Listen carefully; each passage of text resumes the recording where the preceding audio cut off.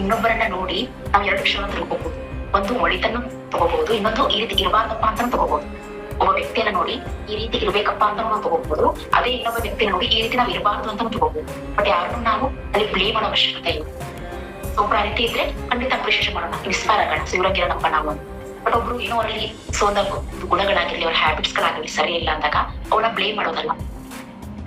ಇವ್ರು ಕೆಟ್ಟವರು ಅಂತ ಅಲ್ಲಿ ಬ್ಲೇಮ್ ಕೊಡಂಗಿಲ್ಲ, ಕೆಟ್ಟವ್ರನ್ನು ಕೊಡೋ ಅವಶ್ಯಕತೆ ಇಲ್ಲ. ಯಾಕಂದ್ರೆ ಇಲ್ಲಿ ಯಾರು ಕೆಟ್ಟವರಲ್ಲ, ಯಾರು ಒಳ್ಳೆಯವರಲ್ಲ. ಸೊ ಏನ್ ಗೊತ್ತಾ ಬೇಸಿಕ್ಕು, ಕೆಟ್ಟದ್ದು ಒಳ್ಳೇದು ಅನ್ನೋದಕ್ಕಿಂತ ನಾಲೆಜ್ ಇಲ್ಲ, ಅದನ್ನ ಅರ್ಥ ಮಾಡಿ.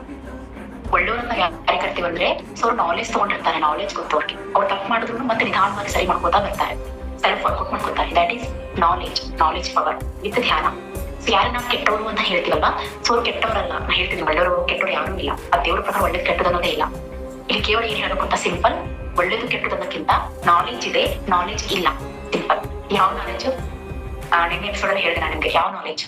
ನೀವು ಇಂಜಿನಿಯರ್ ಇದ್ರೆ ಯಾರು ನೋಡ್ತಾ ಇದ್ರೆ, ಇಂಜಿನಿಯರ್, ಡಾಕ್ಟರ್, ಟೀಚರ್, DC, ಒಂದು ಪ್ರೈಮರಿ ಸ್ಕೂಲ್ ಟೀಚರ್, ಹೈಸ್ಕೂಲ್, ಒಂದು ಕಂಪ್ನಿದು ಹೆಡ್ ಆಗಿದ್ದೀರಾ ಅಥವಾ ಹೌಸ್ ವೈಫ್ ಆಗಿದ್ದೀರಾ?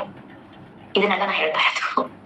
ಇದ್ರ ಬಗ್ಗೆ ನೀವ್ ಏನ್ ತಿಳ್ಕೊಂಡಿದ್ರೆ ಆ ನಾಲೆಜ್ ಅಲ್ಲ. ಒಂದು ಇಂಜಿನಿಯರ್ ನಾಲೆಜ್, ಡಾಕ್ಟರ್ ನಾಲೆಜ್, ಅದ್ ಯಾವ್ದು ನಾ ಹೇಳ್ತಾ ಇಲ್ಲ. ಅದು ನೀವು ಕಲಿಯೋದು ನಿಮ್ಮ ಒಂದು ಟ್ಯಾಲೆಂಟ್. ನೀವು ಅದರಲ್ಲಿ ಸಾಧನೆ ಮಾಡಕ್ಕಂತ ಲೈಫ್ ಬಂದ್ರೆ ಖಂಡಿತವಾಗ್ಲೂ ಕರ್ಕೊಳ್ಳಿ. ಬಟ್ ಯಾವ ನಾಲೆಜ್ ನಾ ಹೇಳ್ತಾ ಇರೋದಂದ್ರೆ ಇದು ಯಾವ್ದು ನಾಲೆಜ್ ಅಲ್ಲ, ಸ್ಪಿರಿಚುವಲ್ ನಾಲೆಜ್ ಹೇಳ್ತಾ ಇದ್ದೀನಿ. ಇನ್ನ ಏನ್ ಮಾತಾಡ್ತಾ ಇದ್ದೀನಲ್ವಾ, ಈ ರೀತಿ ವಿಷಯಗಳನ್ನ ತಿಳ್ಕೊಳ್ಳೋದು, ಲೈಫ್ ಬಗ್ಗೆ ಅರ್ಥ ಮಾಡ್ಕೊಳ್ಳೋದು, ಇದು ಈ ನಾಲೆಜ್ ನ ಹೇಳ್ತದೆ.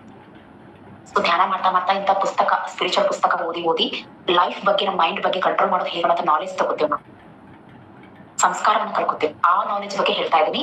ನೀವು ಮಾಡ್ತಾ ಇರೋ ಅಥವಾ ನೀವು ಕಲ್ತಿರೋ ಉದ್ಯೋಗದ್ದು, ಜಾಬ್ದು ನಾ ಹೇಳ್ತಾ ಇಲ್ಲ. ಅರ್ಥ ಆಯ್ತು ಅನ್ಕೋತೀನಿ. ಸೊ ತಿಳ್ಕೊಳ್ಳಿ. ಓಕೆ, ಸೊ ಇಲ್ಲಿ